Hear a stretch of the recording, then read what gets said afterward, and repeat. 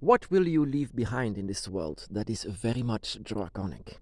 I didn't even expect this actually, but in fact I had this in my book of Dragon Shadows, a story of also one of a vision that I had, a vision that I didn't immediately understood why this was happening.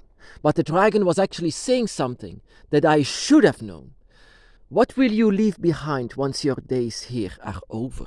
Once you are crossing over to the dragon realm, never to return to this place, always being one with the dragons. What will you leave behind here? I have seen in this vision remains of a human being. A skeleton, but a skeleton and remains, a skull even. And it was, I didn't understand what I was seeing, but there was a dragon sitting with the remains of this human being. What does it want to say? Well, actually, I should have known, because many years ago, I did a ritual that was very much meant, that I said, my soul is for you, my body is for you, it's all for you, my dragon, my lord, I give everything that I own inside of this ritual. And this ritual very much worked. My dragon came immediately, touching me from the toes till my head. Everything was different. Even the smell was different. It was then on that I could understand that dragons have a different smell. So when the smell is changing inside of your room when you do a ritual, it means that your dragon is very close and you are giving energy to them so that they can be much more closer. So, and whenever you are giving something to the dragon, it has to be coming from yourself. But the ultimate sacrifice is, of course, yourself. When you are giving yourself to the dragon, not to give yourself, not to kill yourself. That is what the Aztecs did wrong. That is what Quetzalcoatl didn't want. Give me something of yourself, your own blood, your own property. And once it's from the dragon's property, it will always remain that of the dragon. And that is what I could see inside of this vision long time ago. Whenever was this? That's not that long. It's not that long. But I've seen this image of a dragon sitting with the remains of a human. It's because you are leaving something of yourself behind what you have given to the dragon. It will always be the property of the dragon. It will not only the property, but they will guard it. They will protect it. They will protect your remains, your grave, wherever you are laying to rest. Whenever you are resting, for eternity of course, whenever you are resting, the dragon will always remain to be there. They are not gone when you are gone. They will remain to the place where you are going to rest for eternity.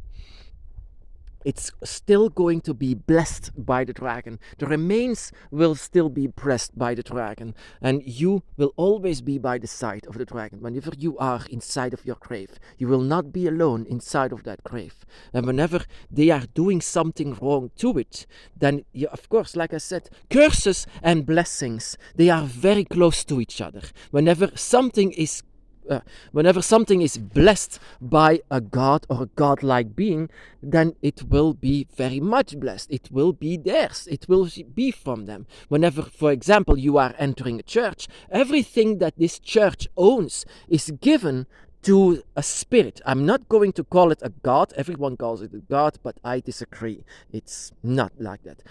My gods are dragons. And so, everything that is inside of this church is from a godlike being. So whenever I last entered the church, I was burning up. I didn't belong there. My necklace was completely, wherever my necklace was completely red. It felt like 1,000 kilos. So I had to go out. I was really the opponent, feeling like the opponent of whatever people call God. But in fact, it really doesn't feel that good, because it's all being blessed, which means a bit cursed for me. I don't want to enter a church. It's just, it feels bad. I feel bad. You can enter a church and feel good, very much. I don't know. It could be. but I didn't feel that much. I mean, whenever you give yourself to the dragon, there is no return. There is nothing to return. So whenever I did this, I was 100% sure that I was giving everything to the dragon, because the dragon is much more than a human. Everything that I saw, the dragon is the ultimate being. That is what I said. So I gave myself to the dragon, everything that I own to the dragon. And still to this day, I saw myself being nothing more but a skeleton, and still the dragon was there to guard it, to be a protector of it. The dragon will be there in the dragon realm with you, but that is what dragons can do. They can astral project. They come here in spirit. They are here in spirit. They are not here in flesh and blood, of course. That is because they belong in the dragon realm. But they are perfect travelers. And there will always be a part of the dragon that is protecting and guarding your remains whenever your time here is over. Whenever you go inside of the dragon realm, there will always be a draconic self that you leave behind here on this physical realm, always being protected by the dragon, by your guardians. Your dragon eye remains here. The connection with this physical realm will not immediately die out. Wherever you have laid to rest, your energy remains. A draconic energy remains. There will always be a dragon where you lay to rest. And that is also what a lot of people, I didn't immediately understood why the dragon was sitting with his skull and bones, and but in fact I later on discovered that it was my bones. I was lying there dead for so many years, yet I could still see my dragon over there. And I didn't immediately understood it, but I now know it. It's like Fafnir guarding the gold. It was not the gold that he wanted, but he wanted to protect it because he didn't have his own mind. But that is where a dragon is very well known for. They are protectors and guardians, ultimate guardians. And whatever is from the dragon will do everything to protect it. That is why I say, whenever you give something to the dragon, be entirely sure, because I sometimes see, for example, items that is sometimes beautiful, but I see sometimes items that I say, no, that you cannot think about the dragon with items like that. Whenever I see, for example, a plant, I can see Tiamat's energy. I can feel the dragon goddess inside of a plant. That is why I put it on my dragon altar.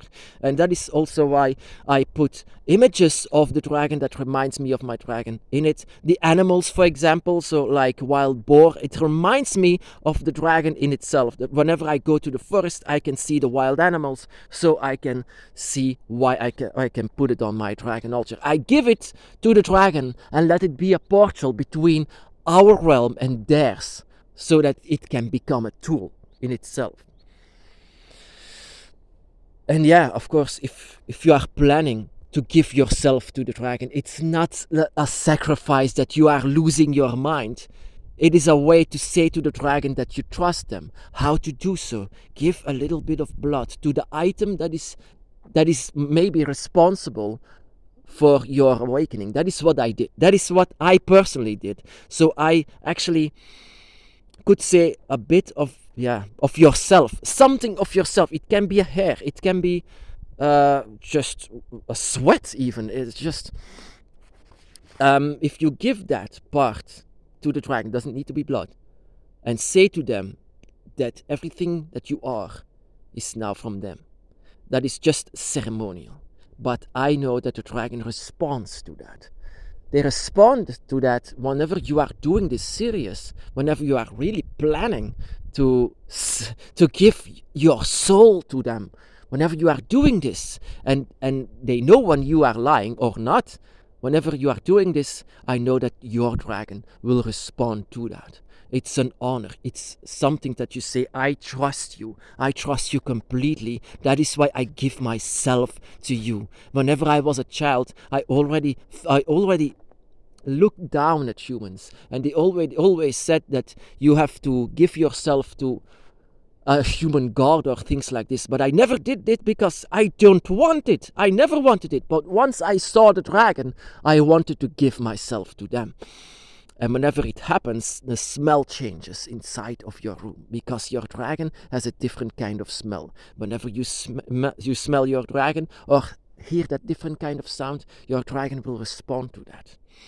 So whatever you leave behind inside of this physical realm will be your remains. It will forever be protected. They are by your side to this moment. And whenever whenever you are going away to another dimension, to another realm, the dragon will still stay here, still be there by your side, inside of this grave and around this grave, because it's still theirs, it's still from them, it's still draconic.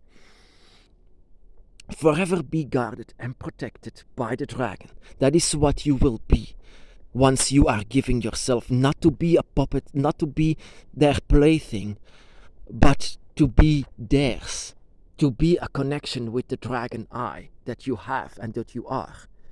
That is the entire point of giving yourself to the dragon.